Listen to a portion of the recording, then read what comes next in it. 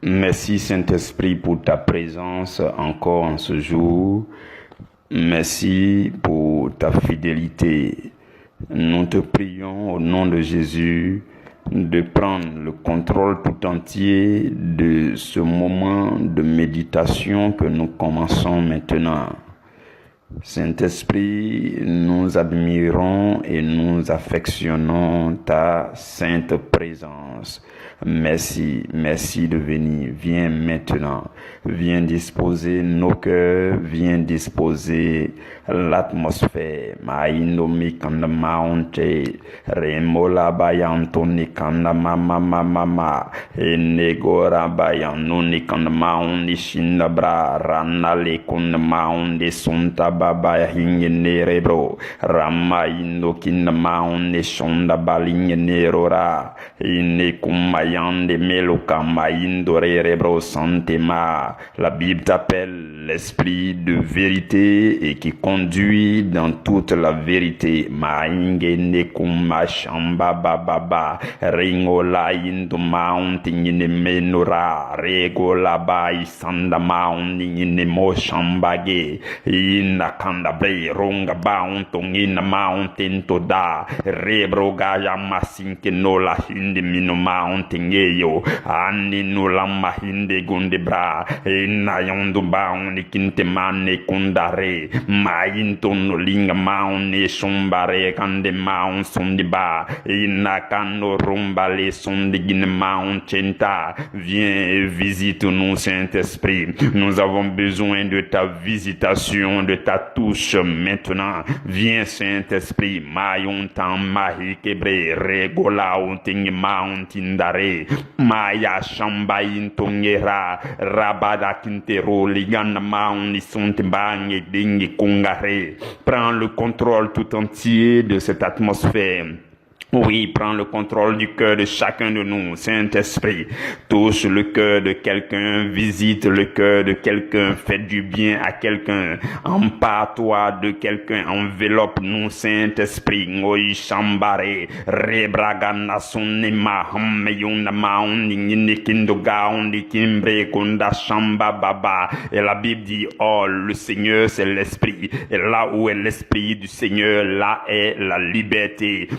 Ingo na handingebro ragalando kinta maon chenda bringa lingo niya onti maon sindebre. La liberté c'est la délivrance et la Bible dit vous connaîtrez la vérité, c'est la vérité qui vous affranchira. Saint-Esprit, viens maintenant par ta présence affranchis nous ngainte maon debre mayo sangarege bonayante ikarwana maon tungin maon tengwe rigwana mao sondeba ragadabayanto rabakanta chantale ramamama ingundamba shendi milonga ondingindi gonde bange renge nukanda baonte. Merci Saint-Esprit pour ta présence. Merci Esprit du Seigneur Jésus. Merci Paraclet. Merci Consolateur. Nous te bénissons, nous magnifions ta présence.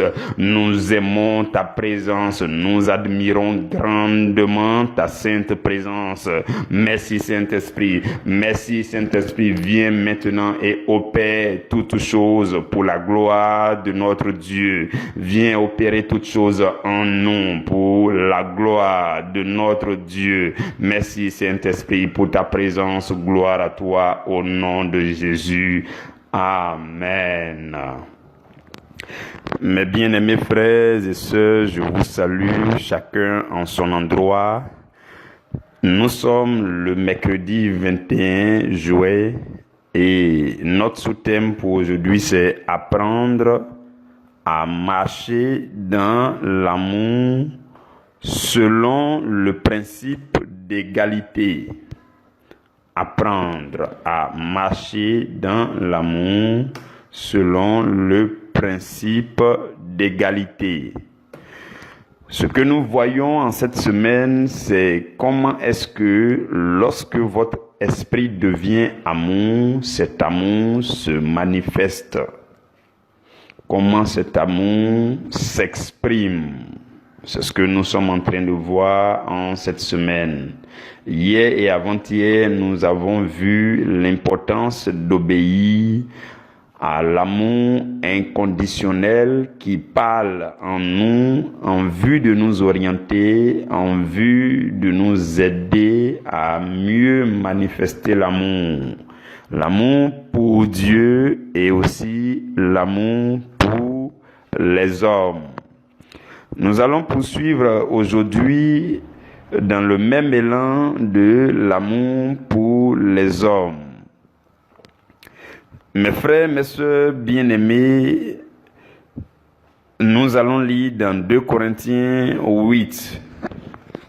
2 Corinthiens 8, nous commençons à partir du verset 12 jusqu'au verset 14. Jusqu'au verset 15, pardon.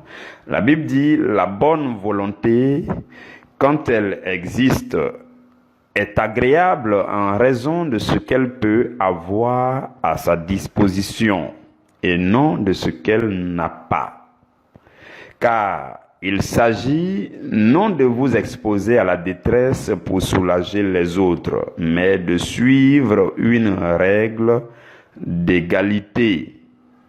Et on met 2 points et on dit, dans la circonstance présente, votre superflu pourvoira à leurs besoins, afin que leur superflu pourvoie pareillement au vôtre, en sorte qu'il y ait égalité. Selon qu'il est écrit, celui qui avait ramassé beaucoup n'avait rien de trop, et celui qui avait ramassé peu n'en manquait pas.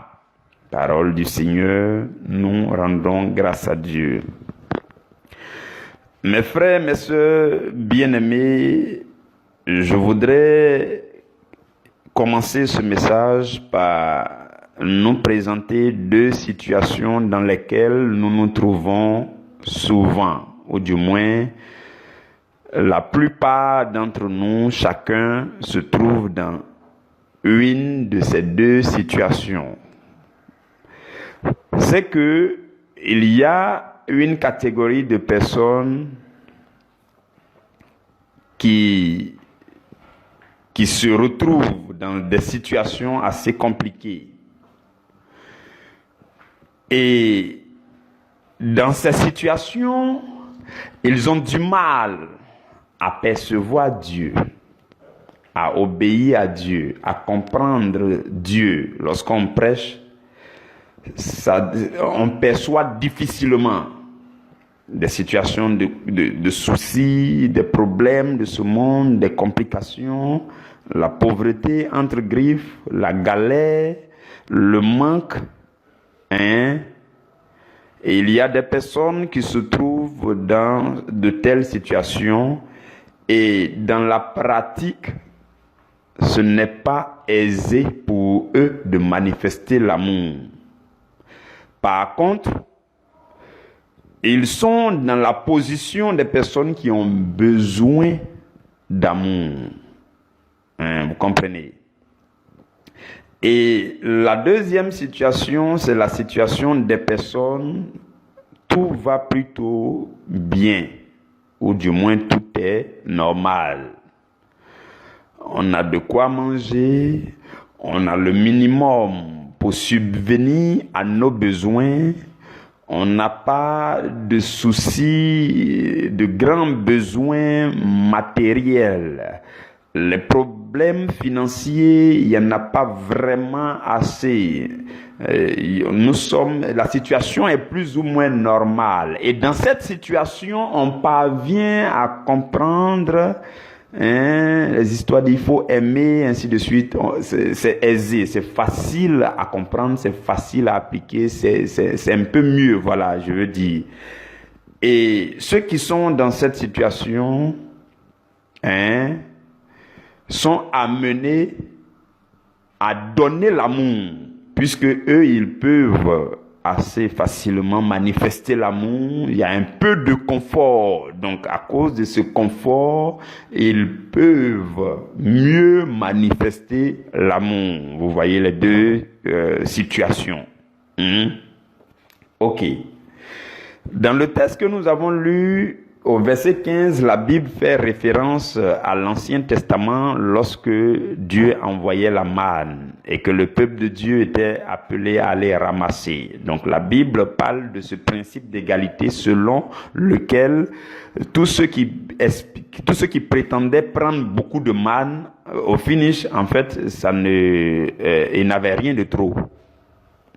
Et tous ceux qui prenaient juste un peu, en fin de compte, il n'en manquait pas. De telle sorte que cela suffisait à tous, de telle sorte que l'équilibre s'établissait, de telle sorte que le principe d'égalité, de compensation équitable s'établissait. Vous comprenez? Donc, c'est une idée pour nous, c'est une révélation pour nous aider à comprendre ce que nous voulons dire aujourd'hui. Pendant que vous m'entendez, certains ont besoin d'amour. C'est vrai que de façon générale, nous tous on a besoin d'amour, mais il y en a qui ont plus besoin d'amour que les autres. Et la Bible dit, l'amour dont ils ont besoin n'est pas seulement l'amour en parole. Le texte qu'on a lu là au début dit, la bonne volonté, quand elle existe, elle est agréable en raison de ce qu'elle peut avoir, de ce qu'elle peut donner, de ce qu'elle peut avoir à sa disposition pour donner à quelqu'un, et non de ce qu'elle n'a pas. Donc, l'amour dont a besoin celui-là qui est dans les soucis, vous voyez, c'est un amour concret.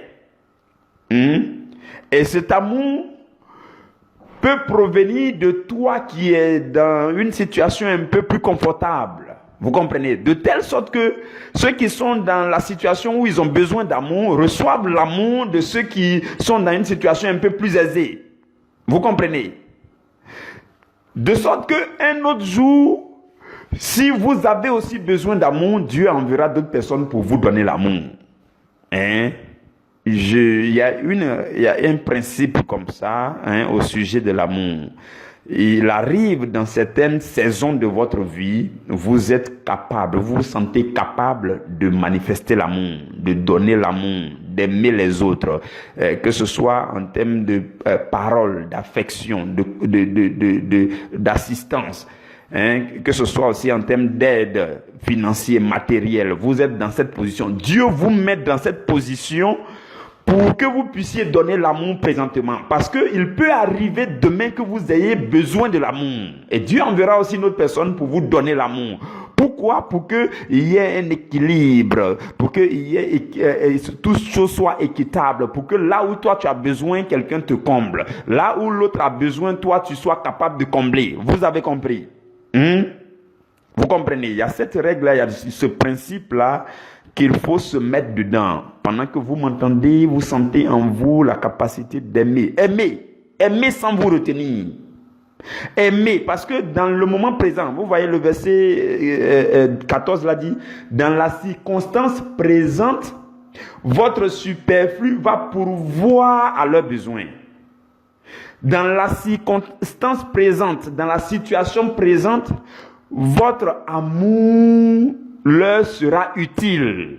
Donc il y a des personnes à côté de vous qui sont dans des situations où ils ont besoin d'amour, ils ont besoin de visite, ils ont besoin de compassion, ils ont besoin d'entendre quelqu'un les consoler, ils ont besoin de consolation. Quand vous lisez, je crois, 2 Corinthiens chapitre 3, la Bible dit là-bas que si nous sommes affligés, c'est pour votre consolation. Donc, lorsque nous sommes consolés aussi, c'est pour consoler les autres, ainsi de suite. Donc vous voyez, c'est une question de tour à tour, ou du moins de compensation, ou dans une certaine situation présente, soit c'est vous qui avez besoin de l'amour, Dieu enverra des personnes pour vous manifester l'amour.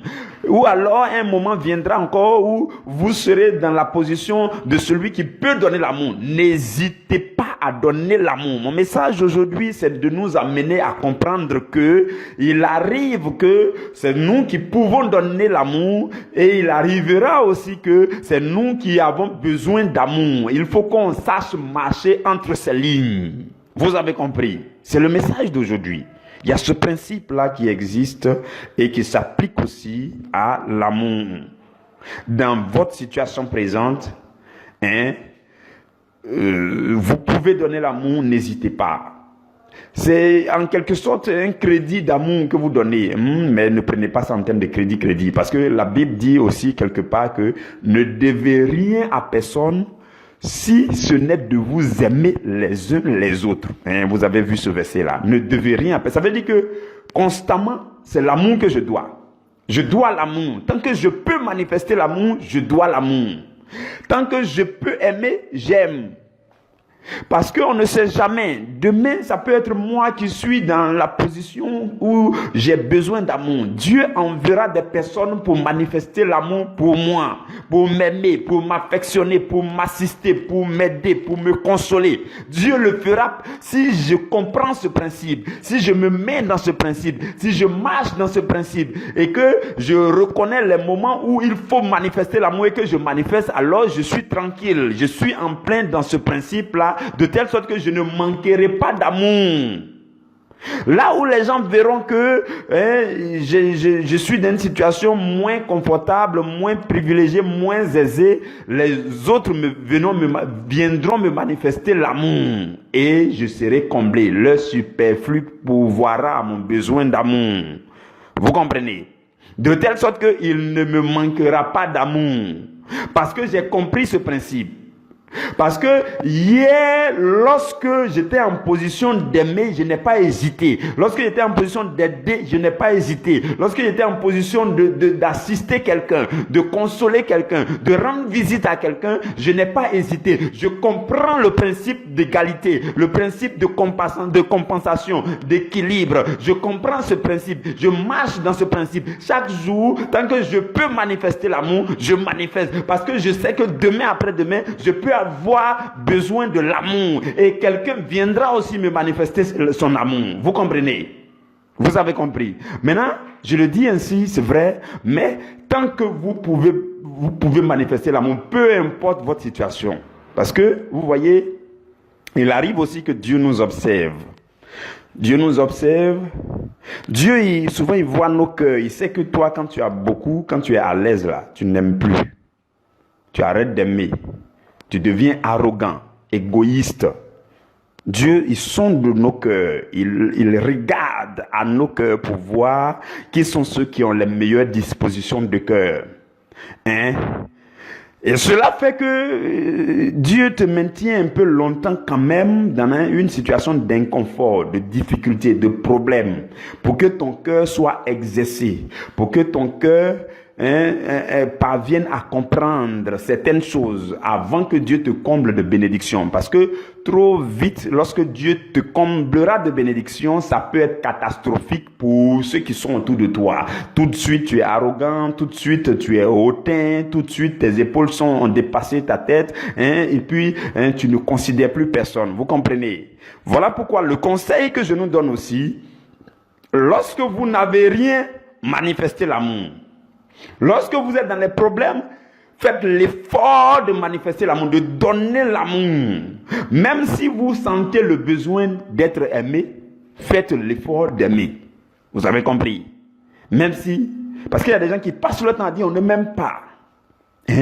Le conseil que je te donne, s'il te plaît, tant que tu peux faire l'effort d'aimer, même dans ton besoin d'amour,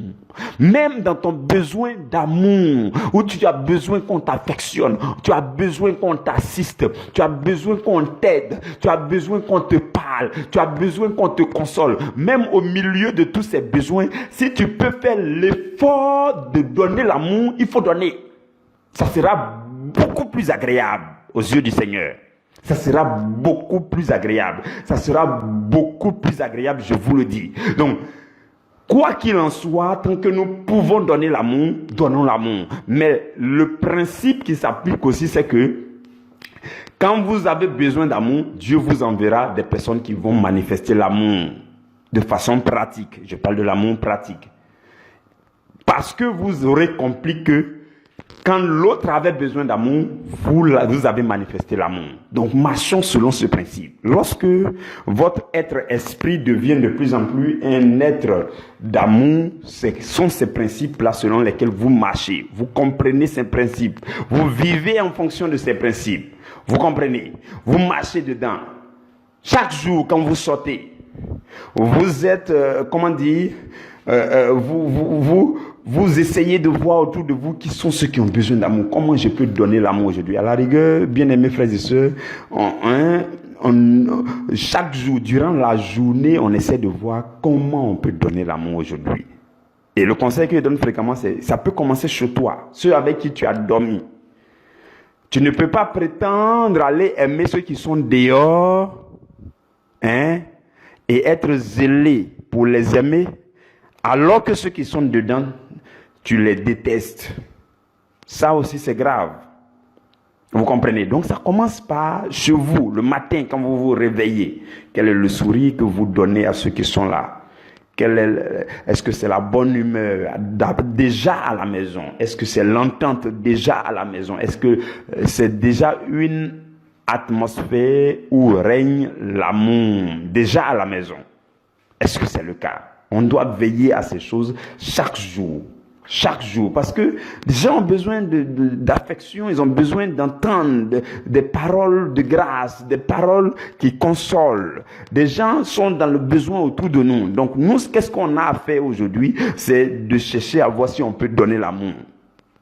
D'être les premiers à donner l'amour. D'être les plus pressés à donner l'amour. Vous comprenez? Parce qu'on sait que un jour ou un autre, lorsqu'on aura besoin d'amour, quelqu'un aussi va nous aider. Quelqu'un va nous aimer. Quelqu'un va nous assister.